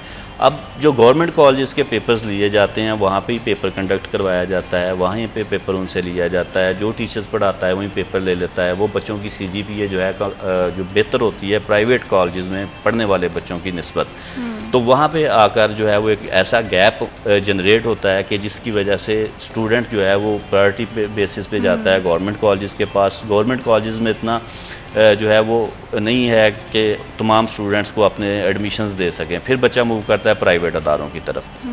तो ये एक बहुत बड़ा गैप है जो अदारों का। बड़ी दफ़ा हमारी VC साहब से भी मीटिंग हुई है इस हवाले से कि आप गवर्नमेंट सेक्टर और प्राइवेट सेक्टर दोनों का करिकुलम, दोनों का सिस्टम सेम करें, दोनों के एग्ज़ाम्स का टाइम सेम करें, दोनों की डिग्रीज़ का टाइम सेम करें। इसमें बिल्कुल ऐसा कोई डिफरेंस नहीं होना चाहिए। प्राइवेट सेक्टर के बच्चे भी पाकिस्तानी बच्चे हैं, जो गवर्नमेंट कॉलेजेस में पढ़ने वाले बच्चे हैं वो भी पाकिस्तानी बच्चे हैं। आप प्राइवेट सेक्टर को पसे पुश डालकर आप जो हैं वो एजुकेशन को बाकी अदर कंट्रीज़ के साथ compete नहीं हम कर सकते। देखें कितना वज़न उठाया हुआ है प्राइवेट सेक्टर में, तकरीबन 70% बच्चा जो है वो प्राइवेट सेक्टर में इनरोल होता है, तो 30% के करीब जो है वो गवर्नमेंट के पास जो है बच्चा है।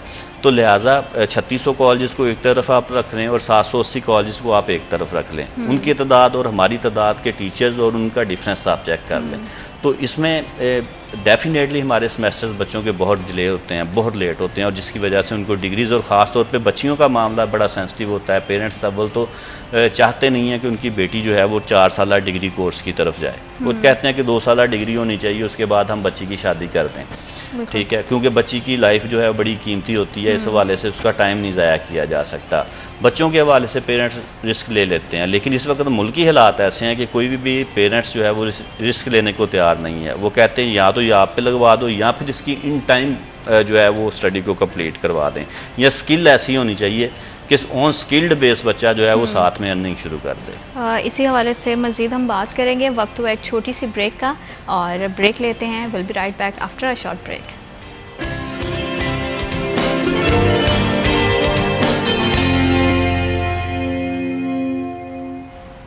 Welcome back after a short break. हम बात कर रहे हैं एजुकेशन सिस्टम के हवाले से। सर, आप बता रहे थे कि किस तरह से जो सारी चीज़ें हैं, पूरे एजुकेशन सिस्टम है, ये डायरेक्टली जो है वो स्टूडेंट्स पे बहुत ज़्यादा इफेक्ट होता है।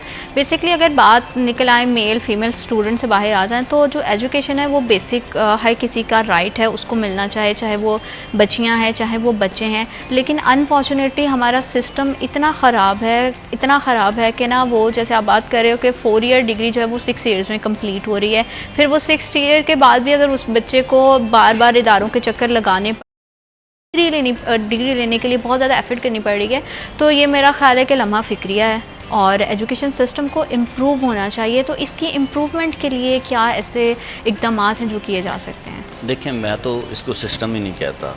पहली बात तो ये है कि सिस्टम जो चीज़ होती है ना, वो मतलब एक चीज़ है, उस पर इम्प्लीमेंटेशन हो रही है और अमल हो रहा है। सिस्टम में डेली चेंजेस नहीं होती हैं। हमारा एक एजुकेशन ऐसी सूरत हाल कर दी गई है, इसमें लम्हा बा लम्हा चेंजेस होती हैं। इतनी लम्हा बा लम्हा चेंजेस होती हैं कि हमें सोशल मीडिया से पता चलता है कि ये चेंजेस हो गई हैं और इनको इम्प्लीमेंट कर दिया जाएगा।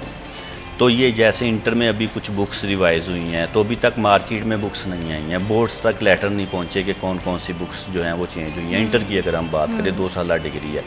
फिर उसके बाद अगर हम ये बात करें कि 4 ईयर डिग्री प्रोग्राम्स की, तो उसमें हमने बड़ी कोशिश की है कि इसका एक ऐसा सिस्टम होना चाहिए कि आप हमें एक लाइन दे दें, आप हमें एक ऐसा लेवल दे दें कि जिसमें हमने चीज़ों को कंप्लीट करना हो। आप डेट्स को फिक्स कर दें कि इस डेट को मिड लेना है, इस डेट को हमने फाइनल लेने हैं, इस डेट को हमने क्लासेस स्टार्ट करनी है, इसको हमने क्लासेस ख़त्म करनी है। देखें, गैप उस जगह पे भी आता है जब बच्चा BS में दाखिला लेता है, वो बच्चा लेता है जिसका इंटर का रिज़ल्ट आता है, तो इंटर के रिज़ल्ट के बाद ही बच्चे ने BS में लेना होता है। अब यहाँ पे डिफरेंस दोनों का कम्युनिकेशन गैप है।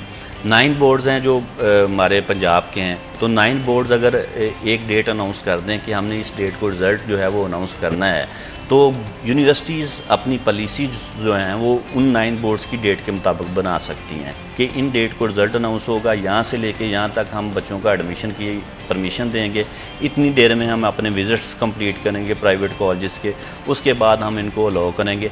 यूनिवर्सिटीज़ खुद ब्लाइंड है, उनको खुद नहीं पता होता बात चीज़ों का कि क्या ये चीज़ इम्प्लीमेंट होने वाली है या इम्प्लीमेंट होने वाली नहीं है, क्योंकि वो भी ऊपर से HEC की जो है रिकमेंडेशन है उनके ऊपर चलती हैं। अब HEC की अगर रिकमेंडेशन बैठे बैठाए आ जाती है कि अब आप हमें क्वालिटी चाहिए, तो उसके लिए जो है वो एक्रीडेशन करवाएं।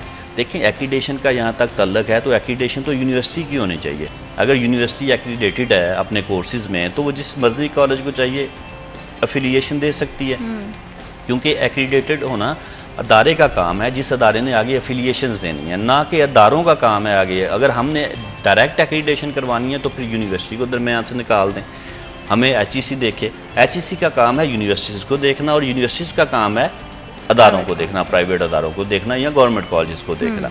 तो उसमें वो जो सिस्टम है ना, वो सारे सिस्टम में एक खराबी जनरेट हो चुकी है, जिसको ठीक करने के लिए जो है वो एक अच्छी गवर्नमेंट की ज़रूरत है।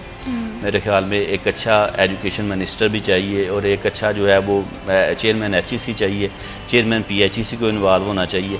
इन सब लोगों को बैठ के पॉलिसीज़ को जो है उसके ऊपर नज़रसानी करनी चाहिए कि इस वक्त हम किस तरफ को जा रहे हैं। मैं आपको बता रहा हूँ कि पाकिस्तान की 50% जनरेशन जो है इस वक्त वो तालीम को छोड़ गई है। अगर 50% छोड़ गई है, वो क्या करेगी? या तो वो आउट ऑफ कंट्री चली जाएगी, अगर किसी के पास कैपेसिटी नहीं है बाहर के मुल्क में जाने की भी, तो वो मिल में काम करेगा। मिल की हालात आपको पता है, पाकिस्तान में मिलें भी बंद हो रही हैं, तो वो फिर क्या करेगा? वो नेगेटिव चीज़ों की तरफ जाएगा, वो क्राइम्स की तरफ चला जाएगा। स्टडी वाहद चीज़ है जिसने उसको अखलाकियात का दर्स भी देना है, जिसने उसको स्किल्स भी देनी है, जिसने उसको उसके पेरेंट्स की रिस्पेक्ट भी सिखानी है, जिसने उसको अपने टीचर्स की रिस्पेक्ट भी सिखानी है, और उसको बताना है उसका फ्यूचर क्या है। और यही बच्चे फ्यूचर में CSS करते हैं, यही बच्चे फ्यूचर के कानूनदान भी हैं, यही मजिस्ट्रेट भी हैं, यही टीचर्स भी हैं, और यही डॉक्टर्स भी हैं, यही इंजीनियर्स भी हैं।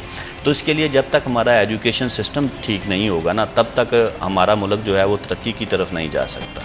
लेकिन माजरत के साथ यहाँ पे मैं एक पॉइंट है जो रेज़ करना चाहती हूँ कि हम ये सारा जो मैनेजमेंट के मसले हैं वो तो हैं ही है, लेकिन उसके बावजूद जब अगर तालीम की बात करें ना, तो कॉलेजेस में थ्योरी पे ज़्यादा जो है वो फोकस किया जाता है बजाय प्रैक्टिकल वर्क के। तो जब बच्चे फील्ड में आते हैं, जैसे आपने कहा कि यही बच्चे जो है वो आगे जाके पाकिस्तान का मुस्तकबिल हैं, उनको जारी बात है यूथ ने ही जो है वो मुल्क की जो बेहतरी में कंट्रीब्यूशन करनी होती है। तो कॉलेजेस में सिर्फ मैनेजमेंट से हट के जब एजुकेशन की बात आती है तो वो भी निज़ाम कोई ख़ासा बेहतर नहीं है, उसमें भी बहुत ज़्यादा जो है वो अपडेट करने की उसको ज़रूरत है। जी, आपकी बात बिल्कुल ठीक है। अब कॉलेज में थ्योरी के ऊपर जो है वो ज़्यादा फोकस किया जाता है। इवन के मैं मतलब नाम नहीं लेता, कुछ यूनिवर्सिटीज़ भी ऐसी एफिलिएटेड होती हैं कॉलेजेस के साथ जो सिर्फ डिग्री अवार्डेड यूनिवर्सिटीज़ कह लें कि बच्चों के पास सिर्फ डिग्री होनी चाहिए। और बहुत सारे बच्चे भी ऐसे होते हैं जो कहते हैं कि जस्ट हमें डिग्री की ज़रूरत है, इसके अलावा हमें नॉलेज नहीं चाहिए, हमारे पास एक डिग्री और उस डिग्री को लेके हम जो है वो किसी भी जगह पे अप्लाई करके जॉब के ऊपर चले जाएं। लेकिन जो रेगुलर स्टूडेंट है वो बिल्कुल इससे बालातर होता है। रेगुलर स्टूडेंट मीन जिसने पीछे प्रॉपर मैट्रिक किया है, उसके बाद इंटर किया है, उसके बाद उसने आगे ग्रेजुएशन में एडमिशन लिया है, BS में लिया है, उसकी सारी की सारी कंसंट्रेशन जो होती है स्टडी के ऊपर होती है, और उसका टोटल जो है वो माइंड होता है कि मैंने कुछ गेन करना है। तो प्रैक्टिकल की मैं अगर बात करूं तो उसमें डिफरेंट सब्जेक्ट्स होते हैं, जैसा कि मतलब इस्लामियात है, अगर BS इस्लामियात कर रहा है तो उसमें प्रैक्टिकली कोई चीज़ इन्वॉल्व नहीं होती है। अगर फिजिकल एजुकेशन की बात करें तो उसमें प्रैक्टिकल करवाना बच्चे को पड़ता है। कंप्यूटर साइंस की बात करें प्रैक्टिकल आ जाएगा। जितने भी साइंसिस के सब्जेक्ट हैं, ज़ूलॉजी है, केमिस्ट्री है, बॉटनी है, HND है, वो सब सब्जेक्ट्स में प्रैक्टिकल इन्वॉल्व होगा। BS इंग्लिश अगर करना चाहता है बच्चा, उसमें प्रैक्टिकल इन्वॉल्व नहीं होगा, लेकिन उसमें दूसरी चीज़ें इन्वॉल्व होती हैं जो हमारी अखलाकियात के साथ अटैच होती हैं। फिर मैंने एक और बहुत इंपॉर्टेंट बात जो है वो आपके चैनल के थ्रू करना चाहता हूँ कि तमाम अदारों को साथ में स्किल जो है वो लाजमी अपने अदारों में शुरू करनी चाहिए, चाहे गवर्नमेंट सेक्टर है चाहे प्राइवेट सेक्टर है, ताकि बच्चा जो है हमारा इस काबिल हो सके कि वो अपने पेरेंट्स का बाजू बन सके। उसको स्किल होनी चाहिए, जैसा कि हमारे कंट्री में बहुत सारे लोग ऐसे, बहुत सारी हिस्ट्रीज, अब तो बहुत सारे हमारे बच्चे ऐसे इस काबिल हो चुके हैं जो सक्सेस स्टोरीज हम कह सकते हैं जिनकी बन चुकी हैं, जिन्होंने छोटी छोटी एजेस में जो है वो व्लॉगर या यूट्यूबर या इस तरह की स्किल या अमेज़ॉन में काम करके किसी ना किसी तरीके से, या गवर्नमेंट के इंस्टीट्यूट्स लगा लें, नेफटेक का एक कोर्स आता है, इसमें SEO, डिजिटल मार्केटिंग, वो सारे कोर्सेज जो हैं अब साथ में बच्चों को हमें अटैच करना पड़ेंगे। अगर वो हम अटैच करेंगे तो बच्चा इस लेवल में स्टडी के साथ साथ अपनी स्किल भी लेगा। जब स्किल लेगा तो बच्चा अगर फौरी तौर पे किसी जगह पे, जॉब्स तो पाकिस्तान में नहीं है, ये तो सबको पता है कि जॉब्स नहीं है, ठीक है, तो जॉब्स अगर नहीं है तो उसने अपनी स्टडी कंप्लीट की है, बजाय इसके कि वो स्टडी के फ़ौरन बाद फारग रहे, वो अपनी स्किल की बेस के ऊपर अपनी अर्निंग को स्टार्ट कर दे। तो वो जो अर्निंग होगी वो उसके पेरेंट्स के लिए, उसके लिए कम से कम इतनी ज़रूर होगी कि उसके घर का खर्चा जो है वो चलना शुरू हो जाएगा। बिल्कुल। और यहाँ पे मैं एक और चीज़ जो है वो मैं ज़रूरी समझती हूँ कि ऐड किया जाए, जो एक बहुत एजुकेशन में एक पार्ट है जिसको हम बहुत बुरी तरह से निगलेक्ट कर देते हैं, वो होती है हमारी फाइनेंशियल एजुकेशन। बच्चों में फाइनेंशियल एजुकेशन नहीं है कि आप, जैसे अभी आपने बात की है कि स्किल की बात करी है, तो हम बच्चे सिर्फ क्या करते हैं कि किताबी जो चीज़ें हैं या उनके टॉपिक्स हैं उस पर फोकस उनका होता है, लेकिन स्किल पे कोई नहीं जाता है कि हम अपनी स्किल को पॉलिश करें। इवन तो बहुत सारे बच्चे ऐसे हैं कि बहुत नहीं, मैं तो अगर थोड़ा सा फिगर्स की बात की जाए तो शायद 80% 85% बच्चे ऐसे जिनको यही नहीं पता होगा कि उनके अंदर स्किल है क्या, वो किस चीज़ को जो है वो परस्यू कर सकते हैं। तो आपको लगता नहीं है कि अब हमारे तालीमी निज़ाम में एक तो इसको बेहतर होना चाहिए और दूसरा हमें जो है वो फाइनेंशियली एजुकेशन पे भी जाना चाहिए, बच्चों को पता होना चाहिए कि कौन कौन से सोर्सेज हैं जिससे वो इनकम जनरेट कर सकते हैं?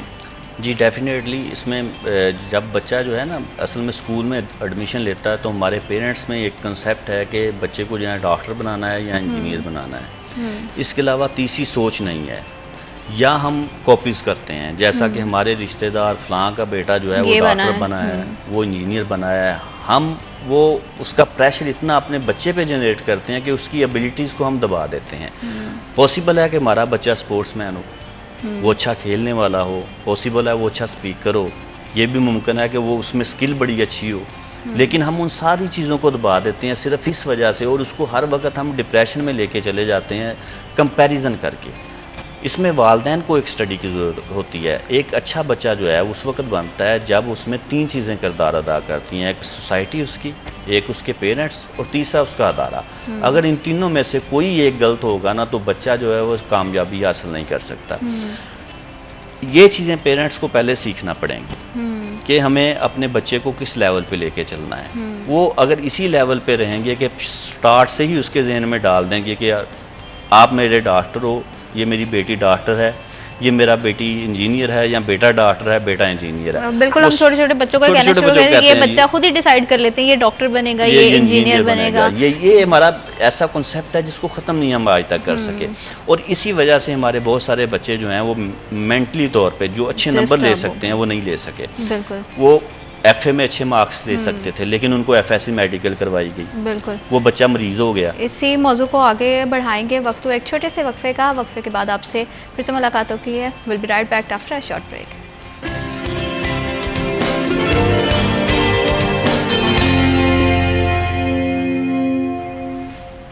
Welcome back after a short break. Education के हवाले से सर हम बात कर रहे थे, आपने एक ब्रेक पे जाने से पहले जो एक इम्पॉर्टेंट पॉइंट है उस पर बात कर रहे थे कि जो बच्चों पे बहुत ज़्यादा जो है ना वो बर्डन आ जाता है। एजुकेशन को हमने बच्चों के लिए ना लर्निंग कम और जो उन पे प्रेशर है ना वो ज़्यादा बिल्डअप कर दिया है। हर किसी के सीखने की जो सलाहियत है वो अलग होती है। अगर एक बच्चा बहुत क्विकली चीज़ों को अडॉप्ट कर रहा है तो ज़रूरी नहीं है कि आपका दूसरा बच्चा, सेम घर के बच्चों की बात कर रही हूँ, कि अगर एक बच्चा बहुत क्विक लर्नर है तो ज़रूरी नहीं है कि दूसरा भी उसी तरह से हो। हर किसी के लर्निंग प्रोसेस अलग अलग होता है। तो उस हवाले से क्या कहना चाहेंगे? एक तो नंबर्स की बहुत रेस है, ग्रेड्स की बहुत ज़्यादा रेस है, और उसके बाद बच्चों पे बहुत ज़्यादा जो है ना मेंटली बच्चों को जो है हम डिस्टर्ब कर देते हैं प्रेशराइज करके कि फर्स्ट आना है। हम समझते हैं जो टॉपर है ना बस वही बच्चा लायक है। जी, ये आप पिछले कुछ सालों से देख लें कि बच्चों के ना 1050 या 1150 में से पूरे नंबर आ रहे हैं। मतलब इसका मतलब ये है कि वो बच्चा 10 साल के बाद तो प्रैक्टिकल फील्ड में चला गया होगा। आपने उनमें से आज तक सुना है कोई साइंसदान बना, कोई डॉक्टर बड़ा अच्छा काबिल निकल आया हो, कोई इंजीनियर बड़ा अच्छा बन गया हो? मैंने तो बैक बेंचर्स को बड़ी अच्छी अच्छी पोजीशंस पे देखा है। हाँ जी। ये बिल्कुल टॉपर्स वाला जो कॉन्सेप्ट है ये तो बिल्कुल आप इससे अंदाजा लगा लें कि नंबर की रेस में हम अपनी एबिलिटीज खो चुके हैं। हमने अपनी एबिलिटीज दबा दी हैं। हमने सिर्फ क्या किया, हमने फोकस किया कि हमने मार्क्स देने हैं। पेरेंट्स ने फोकस किया हमारे बच्चे की पोजीशन होनी चाहिए, बस इसके अलावा हमें कुछ नहीं चाहिए। आगे वही बच्चा अगर टेस्ट देता है तो वो मेडिकल के एडमिशन के लिए टेस्ट में रह जाता है। वो सिर्फ मार्क्स की दौड़ में जो है वो लगा हुआ है।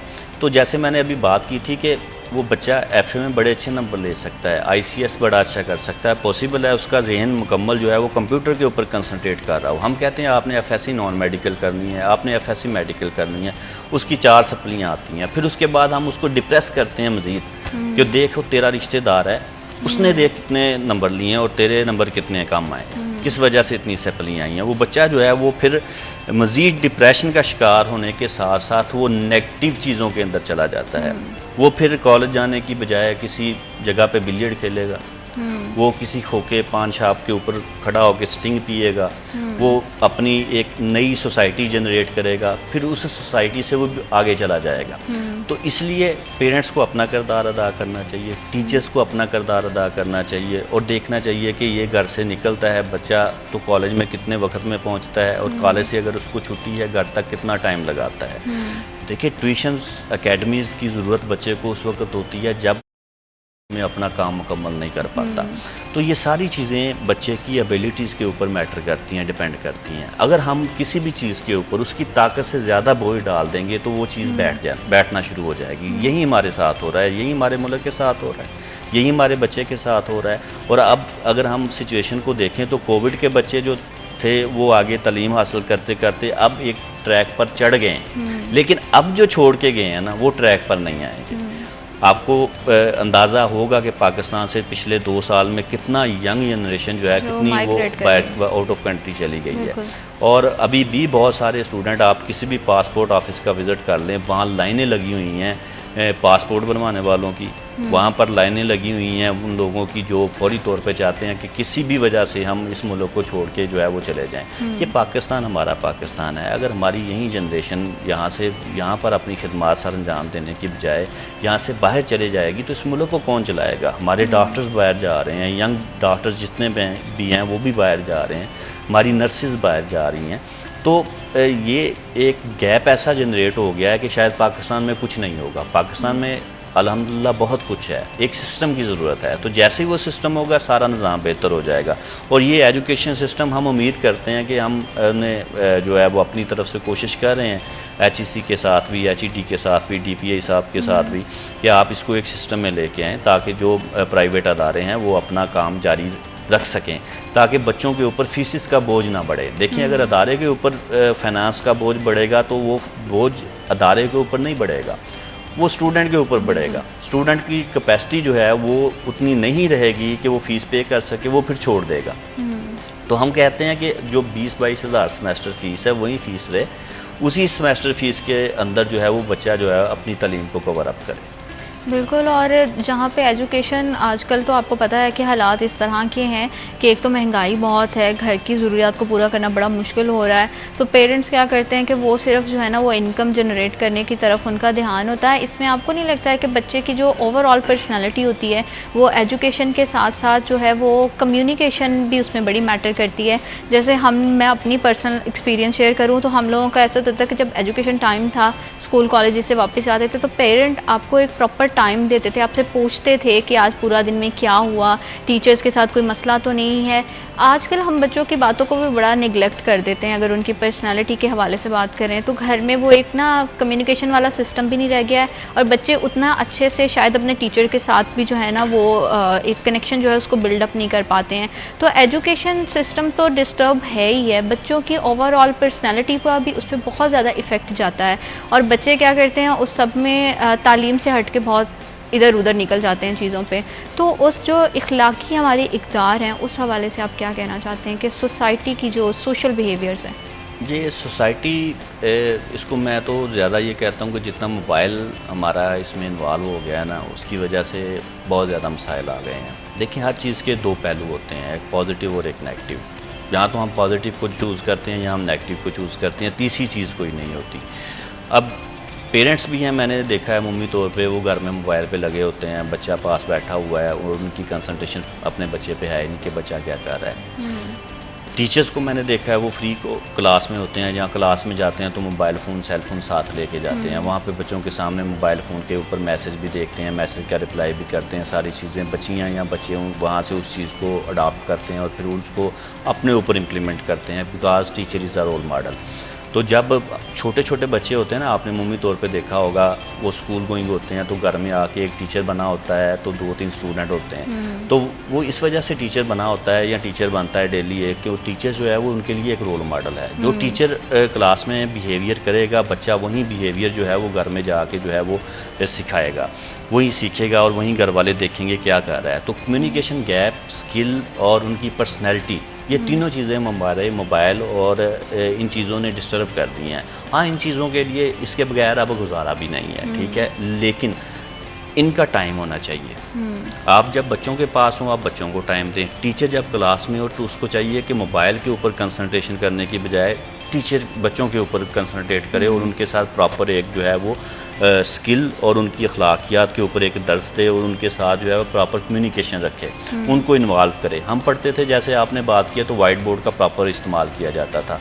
अब मैंने क्लासेस में टीचर्स को मोबाइल लेकर जाते हुए देखा, उन्होंने नोट्स मोबाइल में रखे हुए हैं, ठीक है। वो नोट्स जो मोबाइल में वहीं से बच्चों को लेक्चर डिलीवर किया जाता है, बच्चों के पास भी आगे मोबाइल है। अब मोबाइल से आगे क्या निकला है, क्या निकल रहा है, उसके बारे में तो किसी को भी नहीं पता, ठीक है। प्रॉपर वाइट बोर्ड का इस्तेमाल, तख्तियों का इस्तेमाल होता था स्कूलों में, वो ख़त्म हो गया फिर, ठीक है। उसके बाद छोटे बच्चे हैं, मैंने अपने बच्चों की बात करूं तो उनके बैग्स जो हैं वो मुझे उठाने पड़ते हैं, इतने वजनी वो होते हैं, बहुत वो बहुत ज़्यादा बिल्कुल। वजनी होते हैं उनके बैग्स जो हैं। अब उसमें बैग्स में क्या बुक्स हैं, क्या है उनकी, मैं हमेशा उनसे ये कहता हूँ कि मुझे बच्चों में कॉन्फिडेंस और कम्युनिकेशन स्किल चाहिए। हम्म। पढ़ इन्होंने खुद ही लेना है। हम्म। जो बच्चा कॉन्फिडेंट होगा और जिसकी कम्युनिकेशन स्किल बेहतर होगी ना, वो बच्चा जो है वो आगे ज़िंदगी में कामयाब हो जाता है। अखलाकियत जिसके अंदर होगी, जिसके अंदर पेरेंट्स की रिस्पेक्ट होगी, ये सबसे मेन आंसर है। हमें किसी भी पीर या दरबार के ऊपर जाने की ज़रूरत उस वक्त पड़ती है जब हम अपने माँ बाप के नाफरमान हो जाते हैं या हमारे पास माँ बाप नहीं होते हैं। सबसे बड़े तो हमारे मुर्शिद हमारे माँ और बाप हैं। अगर हम उनके दिल से जो दुआ निकलती है ना, मेरे ख्याल में वो कोई बंदा जितना मर्जी करीब हो, वो दुआ जो वालदैन की दुआ होती है ना, उसके बराबर कभी भी नहीं हो सकती। क्योंकि उन्होंने जो भी कहना है अपनी औलाद के बारे में वो दिल से कहना होता है। तो हमारे असल इश्यूज़ यही हैं कि हमने अपनी ज़िंदगी को इतना फास्ट कर लिया है कि उसमें हमने बिलावजह फास्ट किया। आप रोड पे चले जाएं, बड़ी तेज़ी होती है, हर बंदा ही तेज़ है। वैसे हम फारिग बैठे हैं, 10-10, 20-20 मिनट, 25 मिनट, 3 घंटे की फिल्म भी देख लेते हैं, गप्पे लगा रहे हैं, सारा कुछ। जैसे ही हम बाइक पे बैठते हैं या गाड़ी पे बैठते हैं, टी टी पाँ पाँ का शोर हमने शुरू कर देना होता है कि ये साइड पे नहीं हो रहा, और जितनी तेज़ी होती है वो सारी हम ट्रैफिक पे निकाल देते हैं। बिल्कुल। और इसकी वजह से रोड एक्सीडेंट्स भी बहुत ज़्यादा होते हैं। सर बहुत शुक्रिया हमारे प्रोग्राम के लिए वक्त निकालने के लिए। और एजुकेशन सिस्टम की अगर बात करें तो एजुकेशन जो है वो फंडामेंटल राइट है, हर बच्चे को एक्सेस होनी चाहिए एजुकेशन तक, ताकि वो जो है वो अपनी मुस्तकबिल को बेहतर बना सके। और इसमें हमारी तालीमी अदारों का बहुत बड़ा किरदार होना चाहिए और हमारी गवर्नमेंट का। तो उम्मीद करते हैं कि हमारा सिस्टम जो है उसमें कोई बेहतरी आए, और अल्लाह पाक आपको भी अपनी हिफ्ज़-ओ-अमान में रखे और हमारे मुल्क पाकिस्तान को भी अपनी हिफ्ज़-ओ-अमान में रखे। अपना बहुत सारा ख्याल रखिएगा। प्रोग्राम का वक्त ख़त्म हो गया, मुझे ज़ीनत सरफराज को दीजिए इजाज़त। अल्लाह हाफ़िज़।